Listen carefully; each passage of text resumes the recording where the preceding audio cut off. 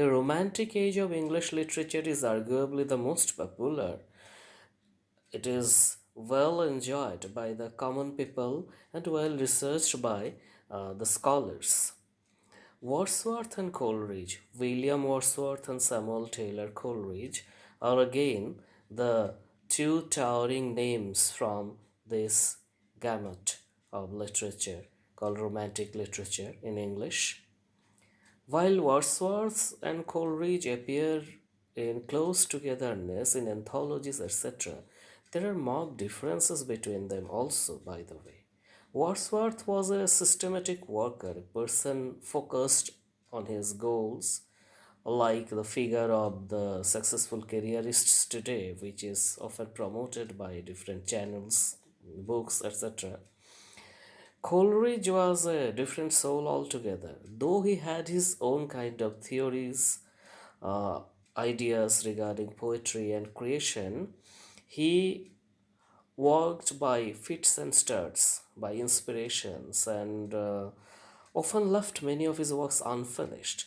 In fact, a very significant romantic critic, critic of romantic literature, had once commented that Wordsworth was Coleridge's finest work, and like his all other works, he left him unfinished. So the dig is clear. However, I don't think that everyone should do everything. That way, every poet should be writing about everything. So, Wordsworth and Coleridge should be allowed their choices.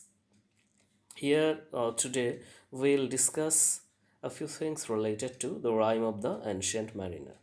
The first thing we have to remember that romanticism is not only a return to nature but return to past. At least the English romantic age or romantic revival, if you want to call it so, was that. So the ballads were a very popular medieval form. Coleridge's The Rime of the Ancient Mariner is not only an exercise in naturalizing the supernatural but also reviving the ballad form.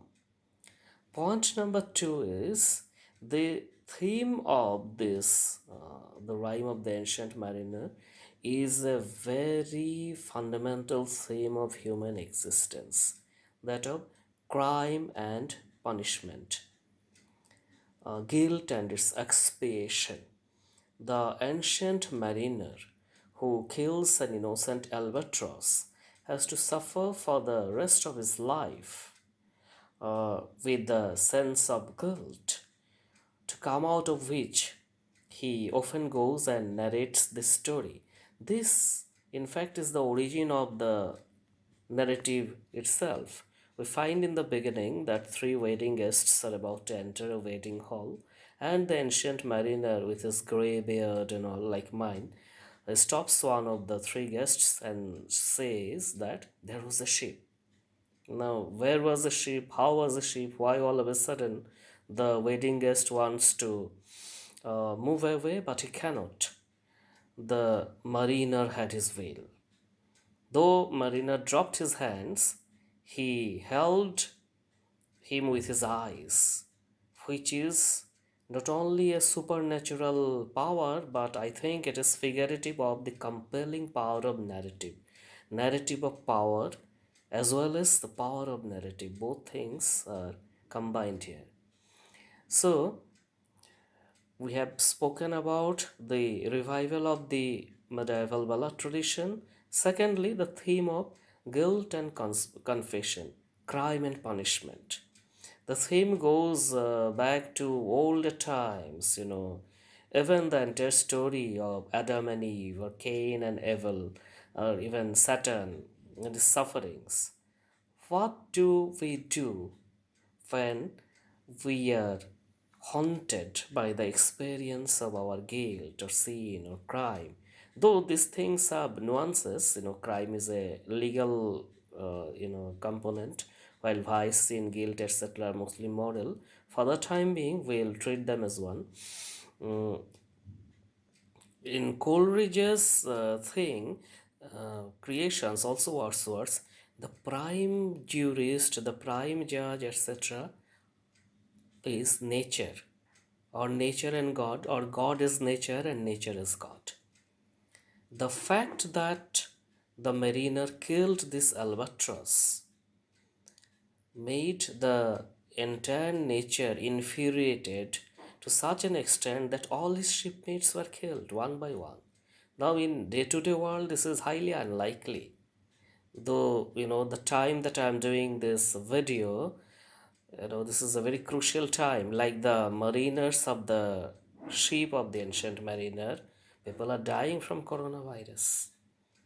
If we look at Coleridge minutely and then try to understand what is going on here, possibly, you know, the suffering of the ancient mariner and suffering from corona are both the same things, because both are the result of going against nature.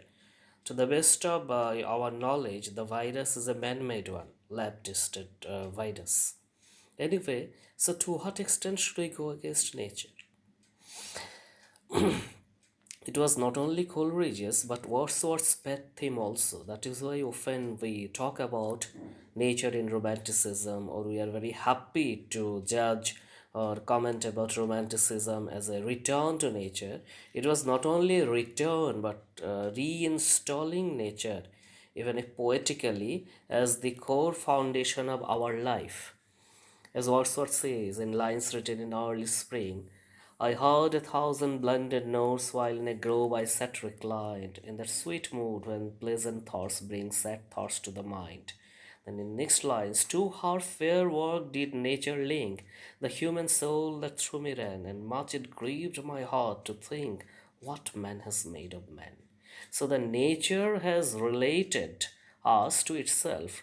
We, by industrialization, by you know colonialism and all these kinds of things, are exploiting nature and our fellow human beings to the extreme, and the results are things like uh, global warming, water crisis in major cities, now coronavirus, a lack of oxygen, all these things. We are heading towards a very troubled time. So, had we listened to Wordsworth, Coleridge, and the likes, possibly we would not have come to this pass. Now, this situation. Now, going back to the poem, obviously, confessing one's guilt has a religious and specifically Christian antecedent. In Coleridge, the thing is a lot more secularized, because it is not necessarily that he confesses the thing to a priest, the ancient mariner, though it started with that. He goes and tells everyone, so all become a part of the experience. Secondly, again, Christian ethos or Christian virtue is basically anthropocentric. To love thy neighbor, love thy fellow man, etc., which is a good thing. But Coleridge goes beyond that. The message of the ancient mariner is that even a bird is as important as a human being.